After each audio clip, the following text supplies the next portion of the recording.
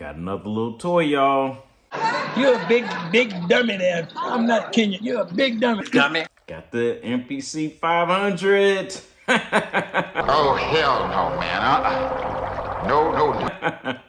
I was totally ready to go in on this little machine, but as soon as I pulled it out of the box, like, it has some heft to it. It's about 5 pounds. Like, it's well made. It doesn't feel like a toy. It doesn't feel like this. This feels like a total toy, something my son would be playing with, as opposed to this. And this is heavier. This is about 2 pounds heavier, but this has the same heft even, and I added the big screen, which added a little weight to this too. So, but this is up there. It's well made. Don't like the 2-line screen. Doesn't really work for me. Doesn't give enough information. But it is better than a lot of the other little mini boxes, groove boxes, beat machines that are out there. This one surprised me. It's the little engine that could. It was released in 2006. The starting price back then was $12.99. It was a lot of money for this little machine. All right, found this article in Scratch Magazine from 2006. Turns out I was wrong on the price. Wasn't $12.99, $7.99. I'll read this little blurb for you. Akai MPC 500. 6 AA batteries could power this baby boy. The perfect thing to take on trains, planes, and automobiles with built-in flash memory, USB port, and expandable memory to 128 megabytes. There's not a whole lot that you'll miss from your full-size MPC for those in the crew that can't leave home without it. $7.99, much better than the $12.99 that I quoted in this video. I mean, I think the MPC 1000, which came out a year and a half before, was $14.99. Like, wow, like, wait a couple months or however long it takes to save and get the 1000 instead of going for the portability of the 500. But the one I got came with 16 megabytes of RAM. You can upgrade it to 128, but I don't think it's worth it. It's a little portable machine. How much stuff you really want to do? Mainly what I've been using it for is to sketch out ideas, and it has a CF card reader, so I could take those projects and move them over to the 1000. And vice versa. I can take already made projects, already made drum kits, programs, put the CF card into the 500, and it works there too. And although it only has 12 pads as opposed to 16, what it does is if I pull a drum kit from the 1000, it'll populate the pad. It will correspond the pad to the pad number, but then it'll go into bank 2 for the 4 leftover pads if you have 16 on the 1000. So that's not that bad. There's no JJOS for the 500. I wish it was, because with the 1000, I'm getting to use it a lot, and that JJOS is just a sweet spot for it. The pads are a little stiffer. These pads are iffy.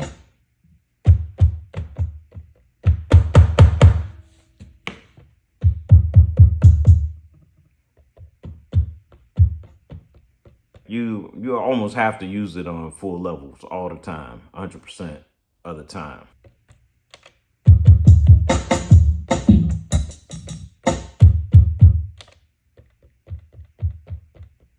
Navigating with the 2-line screen is a little burdensome. Like, it takes a little bit of getting used to with every new machine, but if you used an MPC before, it'll take just a little while to figure out how to get where you need to go. It only has 4 I/O, 2 inputs, 2 outputs, but you can still sample the same way. You can't, there's no, similar to the 3000, there's no visual representation of the sound. So you have to chop it by ear or by number, same as with the 3000. So you won't see the little squiggly waveform anywhere.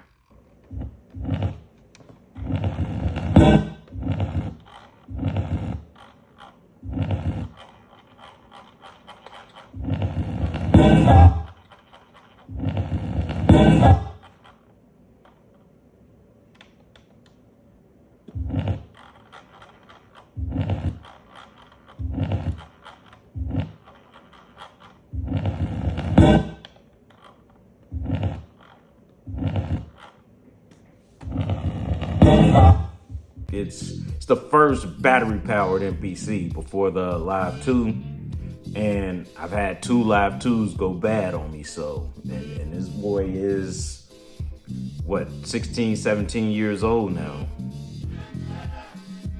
I mean, come on.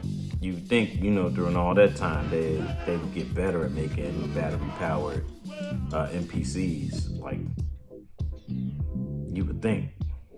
It does have the CF card reading. It does have 48 track sequencer, 16 MIDI channels, 1 MIDI in, 1 MIDI out.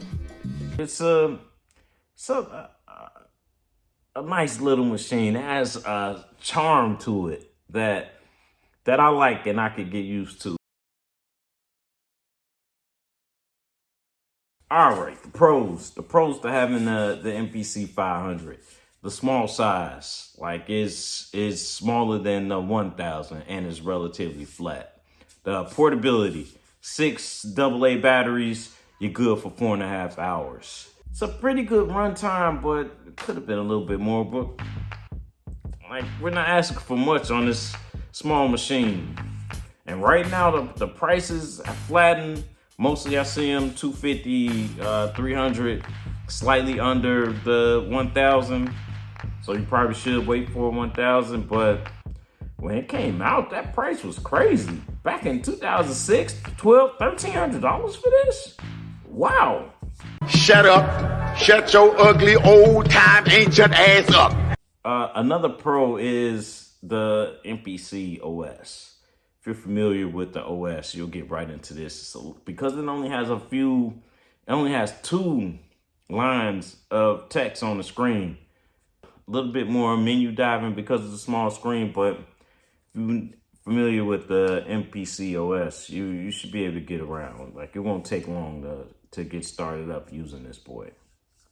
And it has a CF card reader. It has the USB Type B that you can plug into the computer, pull sounds back and forth onto the CF card. Cons. The screen is a con. It's a little too small. I feel like they could have added 1 more line on the screen, maybe 2, and you're back at the MPC 1000 level. Because this with a larger screen would have been great. Another con is the runtime with the batteries. As I stated, 4.5 hours is gonna be a little less than that, especially if you cut that backlight on, which, because of the angle on the screen looking down on it, I feel like you can barely see it without the backlight. Another con is missing the mixer. It should have had a mixer in there some type of way. Like it couldn't have added that much to the memory just to add the mixer function and be able to change those levels in the machine. But a lot of times you exporting the beat anyway and you're doing your mixing in a DAW. Another con is no slicing function. Like the sampling is limited. You can get the sound in and out, but like with the MPC 3000, you have to chop and trim with numbers and with sound.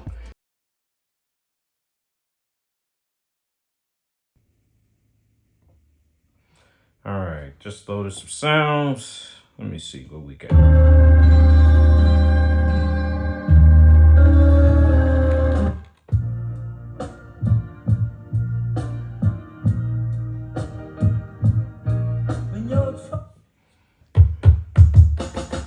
Loaded the basic kit.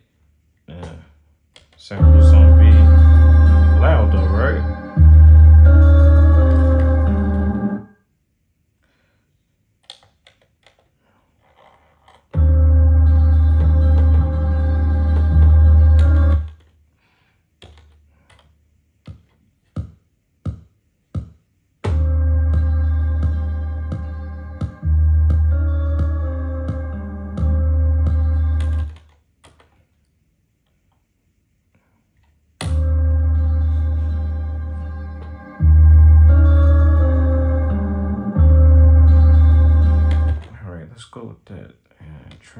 Let's change that to track 2. Oh, not that. Go down.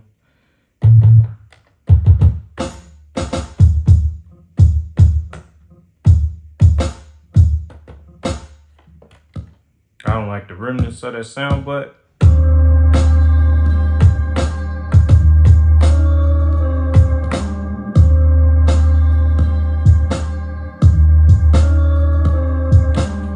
something is off with this time. Oh, the swing is way too high.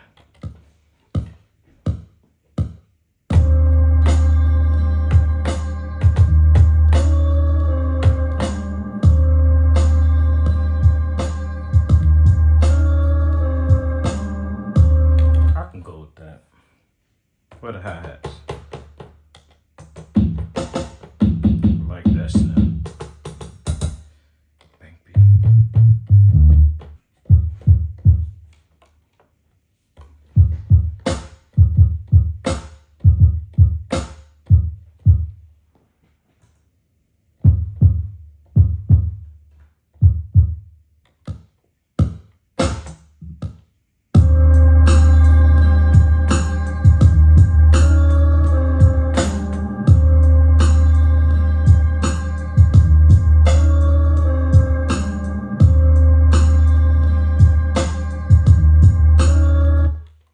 That's really it with this machine. Like it's efficient. It works. Like I've been learning the workflow with the Lo-Fi 12, and this is way better, and it feels way better in my hand to me. Like it works. You could get some great ideas on this, and then bring them to the big leagues. You know, this could be the Bush League. And then you get something you like, you bring it up, and you cultivate it. You make it better. You can use it for that, or I don't know. You can create your drum programs in this, like while you're sitting, it's portable, sitting on your couch, and export it back to the 1000. I don't think it's backwards compatible with the 2000 XL or the 3000 use sound files anyway. So instead of the WAV files, so.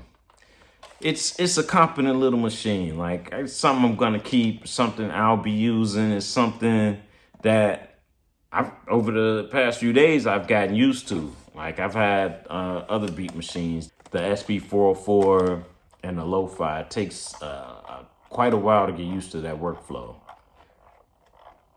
And that's it. Thanks for watching.